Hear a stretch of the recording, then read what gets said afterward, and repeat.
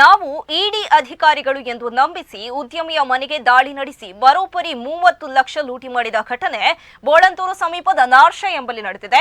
ಬಂಟ್ವಾಳ ತಾಲೂಕಿನ ವಿಟ್ಲ ಪೊಲೀಸ್ ಠಾಣೆ ವ್ಯಾಪ್ತಿಯ ಬೋಳಂತೂರು ಸಮೀಪದ ನಾರ್ಷ ಎಂಬಲ್ಲಿ ಸುಲೈಮಾನ್ ಹಾಜಿ ಅವರು ಸಿಂಗಾರಿ ಬೀಡಿ ಸಂಸ್ಥೆಯನ್ನ ಅನೇಕ ವರ್ಷಗಳಿಂದ ನಡೆಸುತ್ತಿದ್ದಾರೆ.